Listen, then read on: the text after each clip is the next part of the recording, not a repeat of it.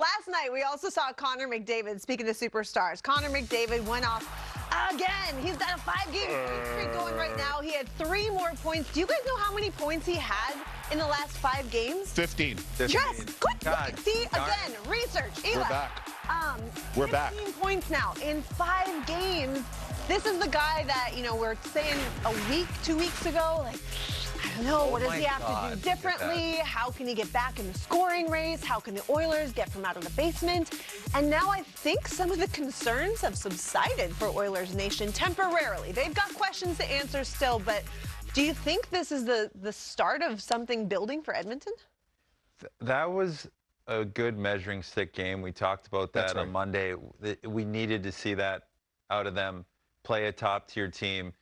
And, I mean, has he ever left?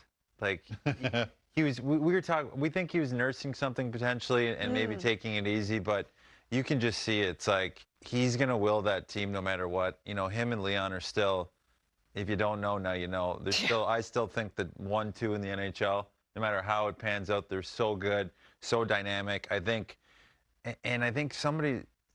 people aren't talking about, I think Janmark coming back was big, gave a little bottom 6 depth for him. He scored last night too, when they played. Yeah, last night, right? Yeah, you got it. Vegas. Yeah, you had my it. days. I've been in studio. I know. Okay. They all blend, bro. But he's incredible, and his will for that team is great. And I just think he's going to keep. We're saying they're going to make the playoffs. Everybody's got to take a breath, relax. They're going to fix their issues, but he's there. He's not leaving. So he's back. He looks great.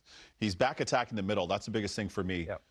You could tell that he was playing through something, playing around something. He returned probably a bit prematurely because he wanted to play, and he know what it meant to play in the Heritage Classic as well, for his team, for the organization, for the league. Yeah, he understands that. He's the face of the league. So he came back earlier probably than he probably would have liked. But all that to say, it's nice to see him back doing what he does at the level he does it at. And you could mark this today, although I said it a couple days ago, but mark it today. Mark it again right here. Okay, mark it. If and when, and you have the tape, don't tell me the tape wasn't rolling.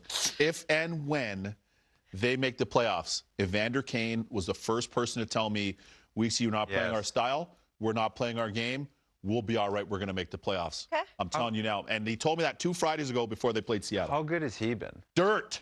Sick. How good has he been? No one's talking so about good. We talking about it all the way in the Heritage Classic, though, when he was so impactful at night. That's right. And that was coming off the interview on Hockey Night in Canada, right? The interview with Scott Oak, where he's like, I had to do something. I wasn't playing any minutes when he got in the box and whatever else. And the very next game, Heritage Classic, he's back. And he just provides an element that team doesn't have very much of, that all teams need. Yeah. And all teams really want. A power forward that can punch your lights out if they have to, but that can score you 30, that can skate, that can play. You know this all too well. I've been with them. But he provides a nice dynamic on that team.